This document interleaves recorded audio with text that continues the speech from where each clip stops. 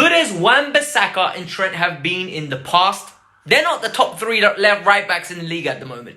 It is Reece James, Tariq Lamptey, and Kyle Walker. Fight me. Welcome to the new edition of Stats You Need to Know. In the next 9 days, we are going to be covering 9 positions. 9 positions.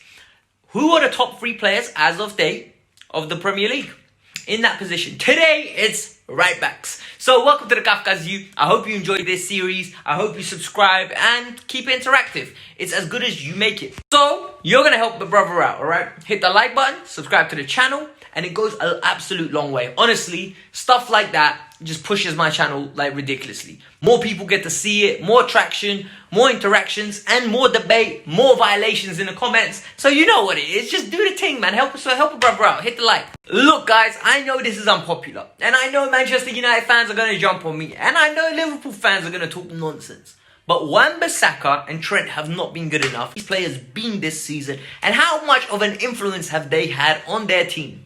So, without further ado, let's get into it. All 3 players have met the requirement of being available. Look, at the end of the day, if the player's not available, it doesn't matter how good you are. Out of the 14 league games, all 3 of them have played in 11. Kyle Walker and Reece James got subbed on once. But they've played more minutes than Tariq Lamptey.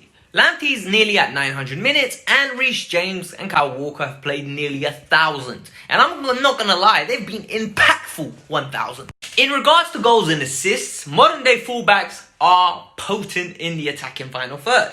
If you can't attack Wan-Bissaka, you're going to be victimized. You're going to be a meme, you're going to be mocked. And sadly enough, that's why Wan-Bissaka's not on this. If you can't control the ball in the opposition's final half, big man, you can't be. I've watched a lot of all 3 of these teams this year, and those numbers should be higher, especially for Tariq and Reece. Tariq Lamptey creates chances left, right, and centre. Mopé and Danny Welbeck need to fix their shooting boots. They've missed too many chances for my liking, and the same goes to Tammy Abraham, Timo Werner, and Giroud. I'm not going to lie, they need to start taking these chances because Reece is cooking them a Michelin star meal. Literally, chef style, right? Dishing them up. And then you start looking at the tackling numbers. The tackling numbers are impressive. 2.3 for Reece James, 1.3 for Kyle Walker, and 1.5 for Tariq Lamptey. This is important, especially when you're playing at top elite clubs. You need to win your duels. You need to win your battles. But the more important one is the interceptions. Because big clubs play in passing lanes. They cram teams in and they play in the lanes. And so when someone tries to play the outlet, you're there to intercept. The way Brighton play is like a big club. They keep possession. They try to be expansive. They try to cram the other team in. And it shows with the statistics for Tariq Lamptey. 1.7 interceptions for Tariq Lamptey. 0.9 for Reece James and 0.7 for Kyle Walker. But what does that tell us? It tells us that Tariq Lamptey has to do a lot more defending, hence why he does a lot more interceptions. He plays in a 3 at the back system where he's the wing back, hence he can be coming in, tucking in, almost forming it into a 5 at the back, and playing in a passing city, that comfort zone doesn't work there. So it is interesting to just keep that in your mind. Look, smart fouls or professional fouls are integral at the modern game. Man City live off those. And you can tell by Kyle Walker's number. 1.3 for Kyle Walker, 1.2 for Reece James, because you have to make those smart niggly fouls, especially when teams hit you on the break. Lamptey, on the other hand, is at 1.9, and I think part of the reason is his size. He has to be overly aggressive. He's a small right back. He's a small man, if anything. Like, he's not going to grow. Clearances are super interesting. 1.7 for Reece, 1.3 for Kyle Walker, and then you got the 0.7. That's a formational issue. Reece James is always at the back stick. Kyle Walker can't defend at the back stick. He causes more problems than good. And Lamptey doesn't get in the box. He's outside. Modern day fullbacks are in the final third the whole game. Look at Tariq Lamptey's positioning and you can tell.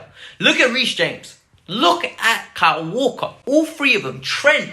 Even Wan-Bissaka. He's not even that good, but he does the trick in the final third. Like, as in, he's there. He's trying. He's just not effective.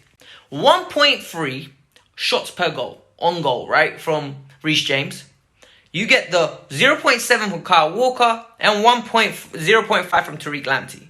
And then you look at the key passes. 1.3 once again from Reece James, 0.4 from Kyle Walker, and 0.5 from Tariq Lamptey. And why is that? Reece James has a little bit more about him, in my opinion. I think Reece James can play centre midfield, no problem. Tariq Lamptey, his number one asset is to run in behind, get the ball and cross it. The key passes element, there's not that much build-up. Usually it's the Trossards, it's the Mopes, it's the Danny. Tariq really shines in this area, and that's the dribbling. 1.2 dribbles per game, successful dribbles. 0.6 for Reece James and 0.4 for Kyle Walker. I'm not going to lie to you, that Walker number really surprises me. And then when you look at the fouls, Tariq gets fouled 2.5 times a game. Wow. 2.5 times a game. And I think that's just sheer pace. 0.4 for Kyle Walker, 0.6 for who? No, for Reece James. And why is that? I think it is important to take into consideration how much of an outlet Tariq Lamptey is for Brighton. They will ping that ball. He's not slow. Nowhere near slow. Reece James is super successful and efficient in his pass completion. 58. Kyle Walker plays for Man City. He has to be comfortable on the ball. 66. Tariq Lamptey's 34. But that's what I explained to you why. He is a dribbler. He receives the ball and he's got one thing on his mind, bro. I'm taking you out. That left back don't know what's going to hit him. And if you look at the success percentages, 89, 88. Elite level. Elite level for Kyle Walker and Reece James. 78 for Tariq Lamptey. And I think if Tariq played for a better team, for example, a top half team, it would be a higher percentage. But at the same time, you'd be taking something out of his game. His directness makes him effective. His directness makes him potent. His directness is what makes him special.